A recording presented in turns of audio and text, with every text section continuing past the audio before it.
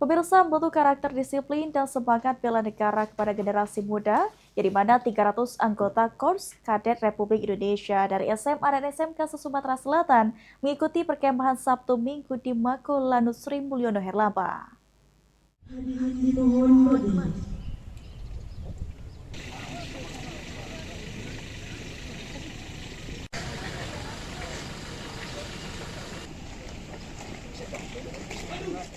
Selama 3 hari, para peserta tingkat SMA dan SMK Sumsel mengikuti berbagai materi pembinaan, mulai dari latihan baris per baris, dasar kepemimpinan, hingga pemahaman bela negara dan wawasan kebangsaan di Lanut Sri Mulyono Herlambang.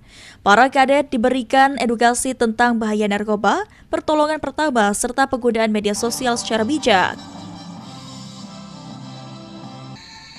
Dan Lanut Sri Mulyono Herlambang, Kolonel PNB Zulfikri Arif Purba mengatakan, kegiatan ini menjadi salah satu upaya membentuk generasi muda disiplin, tangguh, dan memiliki jiwa nasionalisme.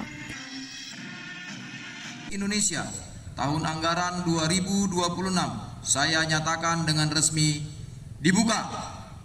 Sejumlah 300 orang ini untuk hadir di Lanut Sri Mulyono Herlambang ini untuk menyelenggarakan KKRI yang penyelenggaraannya dilaksanakan hari ini sampai dengan besok atau 2 malam berturut-turut yang kita selenggarakan sesuai dengan schedule yang sudah kita susun, di mana tujuan daripada pelaksanaan kegiatan KKR ini tentunya adalah memberikan kepada adik-adik kita bagaimana mereka memiliki jiwa bela negara bagi seluruh remaja ataupun generasi muda, dan kita persiapkan generasi muda yang tentunya disiplin, tangguh, dan siap untuk menghadapi perkembangan zaman.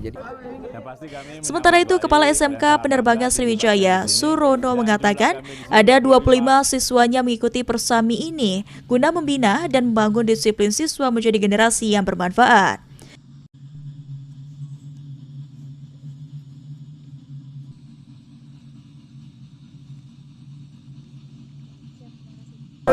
Yang pasti kami menyambut baik dan sangat bangga dilibatkan di sini, dan jumlah kami di sini 25 siswa.